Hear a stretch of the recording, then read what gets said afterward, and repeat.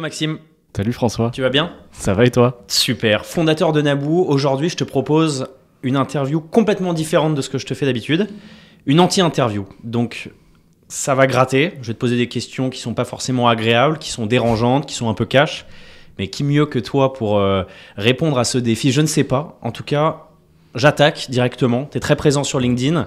Tu fais des posts qui font des milliers, des dizaines de milliers, des centaines de milliers de vues. Tu es très présent, on te voit beaucoup. Aujourd'hui, est-ce que tu es un entrepreneur ou un start-upper, Maxime? Ok, je commence à comprendre le ton des questions qui vont suivre. La question, elle est intéressante parce que j'ai découvert vraiment la puissance de LinkedIn avec Naboo. Pour être tout à fait honnête, j'étais pas du tout expérimenté en la matière. J'ai retenu 2 vraies leçons, moi, sur ce réseau social. La première, c'est que c'est un réseau à vanité. C'est un réseau où les gens parlent de leur réussite, d'ailleurs qui sont les leurs ou pas. Et bien souvent, ceux qui parlent le plus sont ceux qui font le moins. On rigole beaucoup chez nous parce que souvent quand on voit des gens faire des posts avec toute leur réussite et qu'on connaît l'envers du décor, on se dit que vraiment LinkedIn est un véritable réseau à vanité. Et je dis pas ça pour moi parce que je parle aussi beaucoup sur LinkedIn, donc je me tire un peu une balle dans le pied en disant ça. Mais voilà, il y a un peu l'envers du décor à regarder qui est pas du tout la même chose que ce qu'on peut voir quand on ouvre LinkedIn. La deuxième chose que j'ai apprise, c'est que ça peut être extrêmement puissant, surtout pour une start-up qui est jeune comme nous, qui n'a pas non plus des moyens colossaux et qui peut pas se permettre de faire du média classique. C'est un vrai relais de parole, c'est un vrai relais de communication, c'est un vrai porte-étendard. J'ai un peu appris sur le tas les codes de LinkedIn et en fait, on se rend compte de la visibilité qu'on peut avoir sur ce réseau à moindre coût. Elle est colossale. En effet, quand on fait un post à 50 000, 60 000, 70 000 vues, ça nous fait énormément de retombées, tant sur la partie business en termes de génération de leads, on le voit sur l'augmentation du trafic sur le site, on le voit sur l'augmentation du nombre de leads, il y a une corrélation directe, mais aussi sur la marque employeur. C'est-à-dire qu'aujourd'hui, on recrute beaucoup et LinkedIn, juste en faisant des posts, on prend de nombreuses candidatures et vraiment bien qualifiées. Donc ça doit plaire à tes investisseurs finalement. Il paraît, je suis passé tout à l'heure dans leur bureau et ils m'ont dit qu'au-delà du fait qu'ils se moquent de moi, ça les satisfait en tant qu'investisseur sur le ROI de notre communication. Bon. Je reviens désormais sur Naboo. Vous avez choisi un positionnement très spécifique, le séminaire au vert. Alors déjà, pourquoi ce choix? Et je te pose la question telle qu'on a pu te la poser. Et je te la pose directement. Est-ce qu'on peut faire une société qui dépasse les 100, 200 millions de chiffres d'affaires sur ce créneau finalement? C'est une excellente question à laquelle je t'aurais pas donné la même réponse il y a un an. Je connaissais pas le marché pour être très sincère et j'aurais jamais imaginé qu'il y avait un marché aussi profond sur le séminaire au vert. Il faut voir qu'il y a eu une profonde transformation du marché suite au Covid. Le Covid a provoqué l'essor du télétravail et le télétravail a provoqué des besoins de nouveaux rituels dans les équipes pour que les gens repassent du temps ensemble, recréer du sens en fait au sein des équipes et du sentiment d'appartenance. Et la réponse qu'ont trouvé les entreprises, c'est de permettre aux collaborateurs de s'échapper au vert de temps en temps. Ça peut être sous forme du séminaire d'entreprise, mais aussi du séjour d'équipe pour renouer des liens avec un mélange de travail et de cohésion. Et en fait, ça a accentué grandement la demande sur le séminaire au vert. Le séminaire, c'est pas quelque chose de nouveau. Ça existe depuis très très longtemps. Ce qui est nouveau, c'est cette explosion du au vert et de tout type d'équipe, en fait, de la plus petite équipe jusqu'à la taille de l'entreprise complète et dans tout type de société. Donc ce marché est en pleine explosion, plus 30, plus 40% de croissance par an, là où le séminaire en ville est en chute libre. Donc la vraie transformation, elle est là et nous, c'est pour ça qu'on a ciblé ce segment qui est un segment du futur et en très forte croissance, avec en plus des profondes mutations à la clé sur ce créneau-là. Est-ce qu'on peut faire plus de 100 millions d'euros ? Déjà, sans vouloir citer d'autres acteurs, mais Châteauforme fait plus de 200 millions d'euros sur ce marché, qui est en plus sur un segment de niche extrêmement spécifique, puisque toutes les entreprises ne peuvent pas se permettre de faire un Châteauforme, et ils font plus de 200 millions d'euros. Donc déjà, ça existe. Maintenant, le potentiel, il est de 3, 4, 5 milliards d'euros juste sur la France. Et ça, c'est sans parler de l'international. Donc oui, il y a une possibilité de faire une entreprise à plus de 100 millions d'euros, mais même plusieurs centaines de millions d'euros, rien que sur la France. Et c'est votre objectif? Et c'est largement notre objectif, puisque évidemment là on travaille la France et notre stratégie c'est de sécuriser, vraiment déployer la France avant de partir à l'international, mais on a évidemment des ambitions d'aller à l'étranger, on a même déjà des idées de pays pour la suite. C'est une question qui arrive, mais juste j'en profite, tu peux me rappeler votre slogan? Tu parlais du Covid et de son impact, c'est quoi votre slogan? Notre slogan c'est partez en séjour, revenez en équipe. Okay. Et c'est justement tout le sens de je m'évade au vert pour mieux me retrouver. D'accord. Bon, personne ne le voit à la caméra, mais j'ai Thiago qui est sur mes genoux. Mais donc je suis imperturbable. Il y a beaucoup d'acteurs, tu as parlé de Châteauforme, il y a beaucoup d'acteurs sur ce créneau, ou en tout cas la perception du grand public est qu'il y a eu historiquement beaucoup d'agences qui sont arrivées sur le séminaire d'entreprise, ensuite un certain nombre de startups scale-up, château forme, des acteurs traditionnels. Comment vous tirez votre épingle du jeu ? T'as raison, le marché il est déjà très attaqué. En fait, aujourd'hui, on peut classer les acteurs selon différentes catégories, mais par exemple, on peut évoquer Airbnb. On se rend compte que de plus en plus des entreprises passent par Airbnb pour réserver des petits séjours. Donc ça, c'est en général quand on a peu de budget et qu'on n'a pas besoin de prestations additionnelles comme de la restauration ou des activités ou du transport. Donc là, Airbnb fait l'affaire pour minimiser les budgets. Donc il y a cet acteur-là qui est déjà énorme. Il y a surtout des agences événementielles qui tiennent le marché depuis la nuit des temps. Et il y en a toujours énormément. C'est un marché qui est très atomisé. Et puis enfin, il y a les domaines en direct. Les domaines, aujourd'hui, ils se structurent, ils ont des commerciaux pour aller chercher les entreprises. Donc, c'est un marché qui est ultra atomisé. Donc, en effet, la question se pose de quelle est notre valeur ajoutée. Il faut voir aujourd'hui qu'organiser un séminaire, quelle que soit la taille, c'est la même complexité. C'est pas beaucoup plus compliqué d'organiser un gros séminaire qu'un petit séminaire. Et donc, si demain, tous les managers se mettent à organiser des séjours avec leurs équipes, ils vont se retrouver face à la complexité de l'organisation. Aujourd'hui, pour organiser un séminaire, c'est extrêmement archaïque. C'est très peu digitalisé. Obtenir un devis, ça prend 48 à 72 heures. Ensuite, il faut au moins un bac+5 pour déchiffrer le devis. Non, mais sans rire, c'est incroyable. Donc, il y a zéro instantanéité, il y a zéro transparence de l'information. Est-ce que les prix sont les bons, pas les bons? C'est extrêmement compliqué aujourd'hui de s'y retrouver. Ça peut faire peur. Et en plus, c'est rapidement des paniers moyens élevés, donc on n'a pas envie de faire de bêtises. Aujourd'hui, l'expérience utilisateur pour organiser un séminaire, elle est catastrophique. Et donc nous, en fait, notre objectif, c'était de venir mettre un énorme coup de pied dans la fourmilière ici et de ramener les vrais standards des géants de la tech dans ce marché. C'est-à-dire une expérience client qui est au niveau, et là, notre modèle, c'est Airbnb. Une instantanéité à la fois des prix, mais des disponibilités des domaines. Là aussi, Airbnb a mis la barre très haute, mais Booking également sur la partie hôtel. Et enfin, c'est ce côté one-stop shop. Tout est au même endroit. J'ai un seul interlocuteur, une seule plateforme. J'achète tout au même endroit, c'est extrêmement simple. Et là, c'est plutôt le côté Amazon qui nous inspire à ce niveau-là. Donc nous, c'est ça qu'on va venir amener dans ce marché. Et c'est ça qu'on est en train de perturber. Et c'est aussi, je pense, la plus grosse partie de notre proposition de valeur aujourd'hui qui attire autant les clients et qui fait qu'on a eu la croissance qu'on a aujourd'hui. Alors, la transition est toute trouvée. Moi, je vois sur LinkedIn, et puis bon, évidemment, on se connaît, donc on en parle souvent, mais je vois beaucoup de très beaux logos, je vois beaucoup de signes de croissance. Aujourd'hui, vous semblez avoir un début de traction explosive. Est-ce vrai? Est-ce que c'est du marketing? Ou finalement, est-ce qu'on est sur un début de succès Je reviens sur la première question que tu m'as posée. En effet, derrière mes posts LinkedIn, il y a certainement une présomption de vanité et de vide. Non, mais alors pour le coup, en effet, au début de Naboo, je parlais certainement plus que ce qu'il y avait de réel dans l'entreprise, mais c'est aussi le jeu et ça nous a permis vraiment d'amorcer. Aujourd'hui, c'est vrai qu'on a une traction très forte. On a de très belles entreprises qui nous ont fait confiance suffisamment tôt pour appeler les autres. C'est toujours la même chose. Je pense à Mano, je pense à Google qui nous ont vraiment fait confiance dès le début et ça nous a aidé à amorcer une traction qui a été en effet très très forte puisque de septembre jusqu'à avril, on a doublé notre chiffre d'affaires tous les mois pour passer le 1 million d'euros mensuel. Donc ça a été très difficile et en même temps extrêmement motivant puisque c'est arrivé pratiquement d'un coup, hein. Il y a eu une inflexion très rapide et ça nous a amené vraiment des sujets complètement différents et des sujets paradoxalement sur lesquels on est peut-être un peu plus à l'aise, notamment avec mon associé Antoine avec qui j'ai fait du conseil pendant des années puisque là on est dans une phase d'opérationnalisation du modèle où il faut mettre les bons process simples, robustes qui permettent de scaler et donc finalement c'est là où nous on arrive sur le terrain, on est le plus à l'aise, mais ça a été un challenge énorme surtout de passer d'une équipe de 6 à une équipe de 27 aujourd'hui et d'accompagner avec tous les process qui justifient la qualité et qui permettent d'amener cette croissance. Donc on est sur des enjeux complètement différents aujourd'hui. Je fais une petite parenthèse, j'enlève ma casquette d'intervieweur et je reprends celle d'investisseur. Mais ce qui est passionnant aussi de mon point de vue, parce qu'évidemment, Cap Horn est investisseur de Naboo, c'est que le produit a changé 3 fois, la stratégie 10. Et donc le point commun dans tout ça, en tout cas des succès ou début de succès, c'est l'équipe. Est-ce que tu peux aujourd'hui nous expliquer pourquoi votre équipe est la bonne, pourquoi vous avez des bons recrutements et comment ça... Voilà, donne-nous un petit peu de matière sur ton équipe et notamment tes associés, votre façon de fonctionner. On a beaucoup été challengés au tout démarrage sur le fait qu'on était 4 associés. Et ça, on nous a vraiment dit, vous êtes 4, ça fait peut-être beaucoup, particulièrement avec Antoine qui est aujourd'hui CEO et on a le même background tous les deux, on a fait du conseil, etc. On nous a dit c'est un peu redondant, faire attention à la redondance. Et aujourd'hui, je pense qu'une des vraies raisons pour lesquelles on a réussi à amorcer aussi rapidement Naboo, c'est par la complémentarité et la qualité des fondateurs, en tout cas de mes associés. Je pense à Lucien qui est un expert du marketing et du produit et qui a fait des miracles parce qu'en 6 mois, il a créé un modèle d'acquisition full inbound qui génère des millions par mois.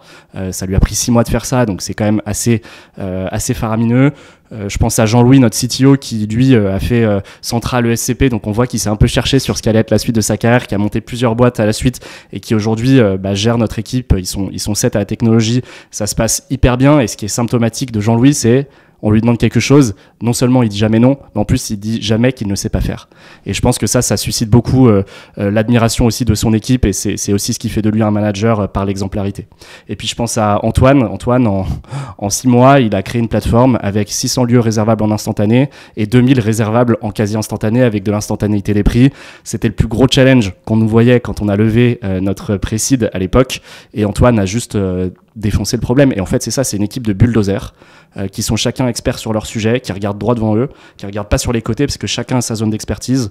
On a vraiment, notre scope, il est extrêmement défini. Et je pense que ça, plus notre ambition, a fait que ça a fait un cocktail, en tout cas gagnant sur la phase d'amorçage. On verra pour la suite, mais sur la phase d'amorçage, ça a bien fonctionné. Ça, c'est pour les fondateurs. Mais j'imagine que tu veux probablement aussi parler des autres parce qu'aujourd'hui, on est 27, donc on est plus seulement 4. Et nous, on a fait un choix un peu particulier, c'est de recruter essentiellement des profils juniors et de les former en fait. Pourquoi ? Parce que déjà, évidemment, ça coûte moins cher, on va pas se mentir, c'est plus facile de recruter des juniors, c'est moins cher, on prend moins de risques. Et puis surtout, on était, et on l'est toujours d'ailleurs, convaincus que ce qui fonctionne, c'est plus l'état d'esprit, la culture et la personnalité des gens qu'on recrute. Et en l'occurrence, nous, on a fait le choix de recruter des jeunes qui sont à la fois morts de faim, c'est-à-dire qu'ils ont vraiment envie de réussir, ils ont envie de prouver quelque chose. Donc ça, désolé pour le terme, mais c'est la réalité. Chez nous, ils le disent, ils ont la dalle. Et ça, c'est un critère en commun chez les personnes qu'on recrute. Le deuxième, c'est qu'ils ont un esprit d'équipe fantastique. La petite anecdote sur le sujet, c'est que là, on veut changer de bureau, évidemment, parce qu'on est un peu trop à l'étroit. Et quand on leur a présenté des bureaux, ils ont refusé catégoriquement les meilleurs bureaux. Pourquoi ? Parce qu'en fait, il n'y avait plus un seul floor, mais plusieurs salles. Et ce qu'ils veulent, c'est juste être tous entre eux. Cohésion, ouais. Et la deuxième anecdote que je peux te donner là-dessus, chez nous, il y a 2 jours de remote dans les équipes. Et en fait, les gens viennent tous les jours au bureau. Et il y a un esprit d'équipe qui est vraiment fondamental chez nous. Et la dernière chose, on recrute des gens qui ont vraiment envie d'apprendre et qui ont démontré qu'ils étaient capables d'apprendre vite. Parce que dans une société qui bouge aussi rapidement, ce qui est important, c'est l'adaptabilité. Et avec l'envie d'apprendre, c'est quelque chose qu'on arrive à résoudre. Voilà. Donc ça a été ça, notre stratégie jusqu'à maintenant. On verra si on va pouvoir tenir ça, mais... Bon, Maxime, c'est très clair. Je suis désolé, mais c'est une anti-interview, donc il faut que je te cuisine un peu, hein. Même si tes réponses sont très claires. Moi, d'un point de vue investisseur, si j'essaye de prendre les plus gros clichés que je pourrais avoir à votre égard, c'est marché concurrentiel, on en a parlé. Taille de marché à challenger, on vient d'en parler, il y a un boulevard. Le troisième argument qui pourrait subvenir, c'est Naboo, c'est intéressant, le sujet est passionnant, mais est-ce que c'est pas une start-up pour start-up ? Est-ce qu'on n'est pas sur un univers du séminaire ouvert, du télétravail ? Est-ce que finalement, votre vision, elle est beaucoup plus large que ça et elle touche un public, tu as parlé de mano-mano, mais est-ce que tu touches un public beaucoup plus large que ça ? La question, elle est totalement légitime puisque nous-mêmes, quand on avait envisagé le projet il y a plus d'1 an maintenant, on avait pensé qu'on allait avoir une part d'évangélisation très forte. On voyait bien que les startups et les scale-up étaient clairement précurseurs dans ce modèle-là, dans le modèle des off-site, des team off-site, peu importe comment on veut les appeler.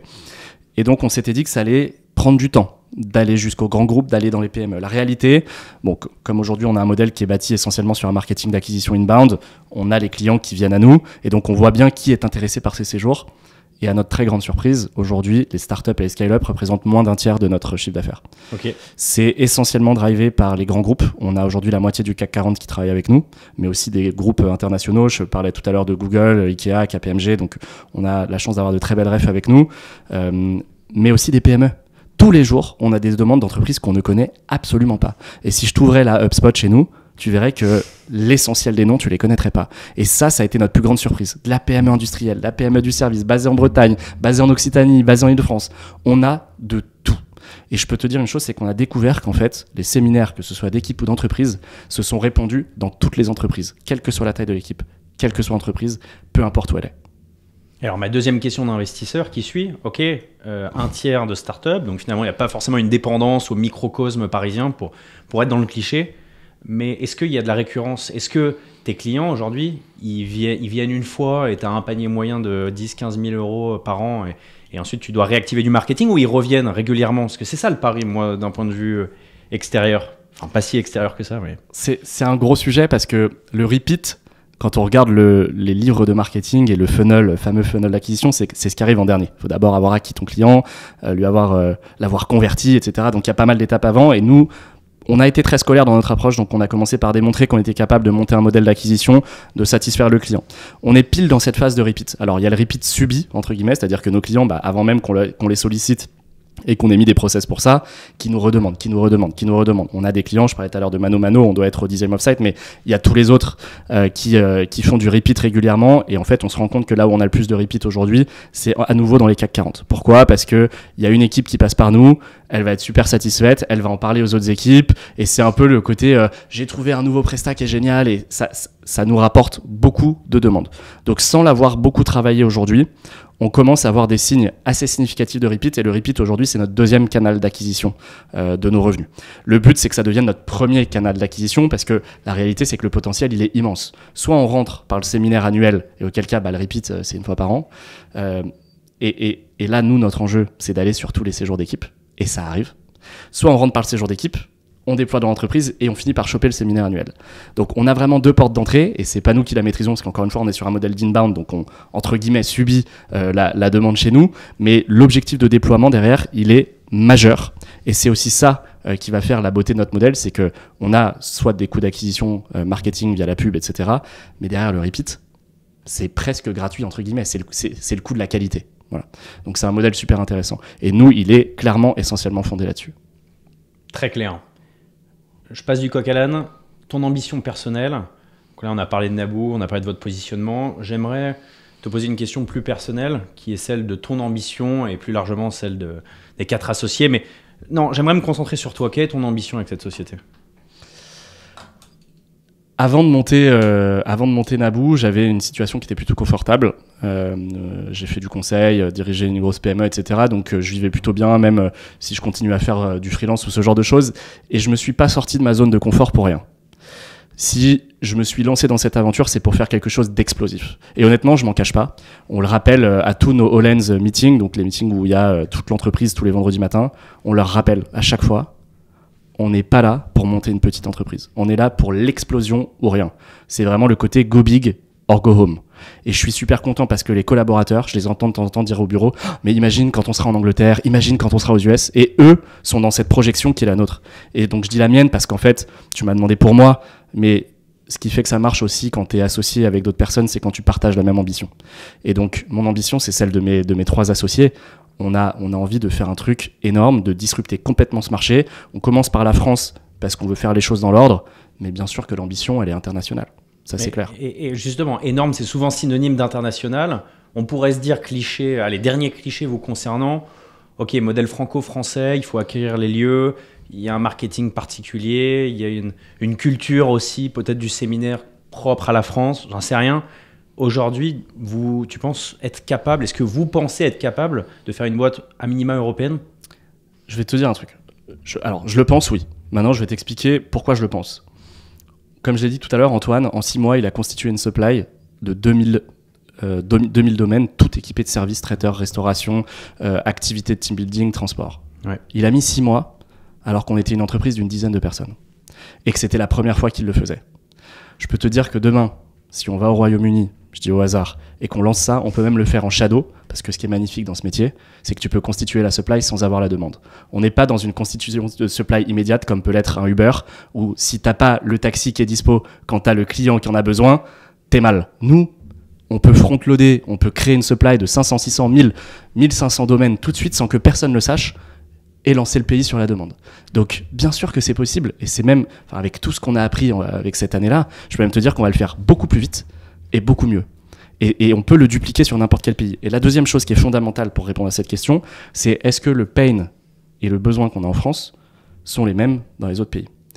Alors, on n'a pas lancé notre due deal sur la question, parce qu'on veut encore une fois faire les choses dans l'ordre, mais ce qu'on observe, c'est quand même que le marché est tout aussi atomisé dans les autres pays, que le pain sur la non-instantanéité, la mauvaise expérience utilisateur, le fait de déchiffrer des devis incompréhensibles, etc., le fait que tout soit à des endroits différents et qu'il faut aller agréger toute cette offre, c'est le même. Et enfin, la dernière chose, c'est que le Covid a eu les mêmes conséquences dans les autres pays occidentaux, d'accroissement du télétravail et donc des besoins que les équipes se retrouvent. C'est la même chose. Donc les fondamentaux de marché sont les mêmes. On a toute l'expérience qu'on a acquise jusqu'à maintenant, plus tous les outils qu'on a développés.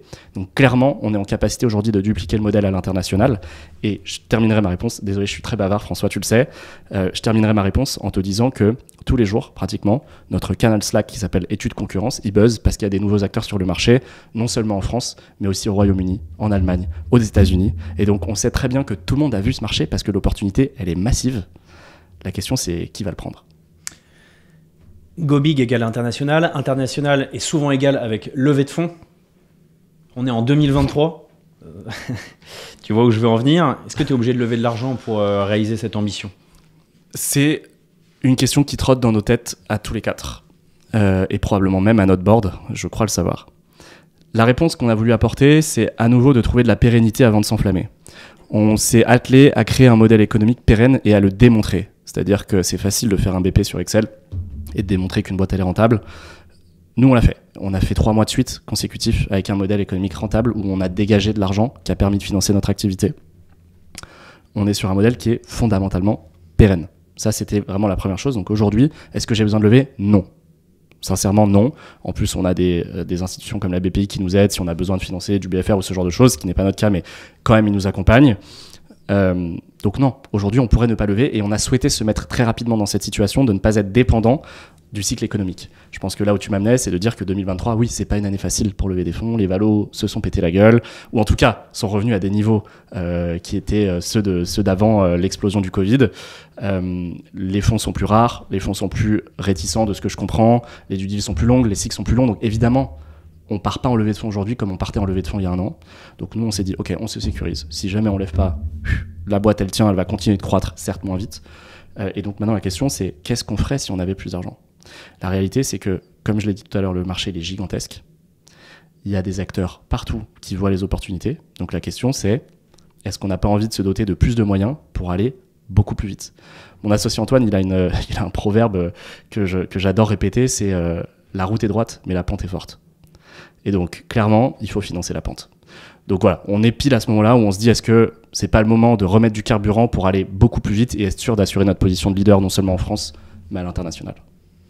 Merci Maxime. Est-ce qu'on termine peut-être cette anti-interview par une question plus classique qui n'est pas forcément négative, qui est une question que j'aime bien poser. Est-ce que tu as une anecdote à nous raconter sur ton quotidien d'entrepreneur, sur Naboo, sur ce que tu veux, ta carte blanche ?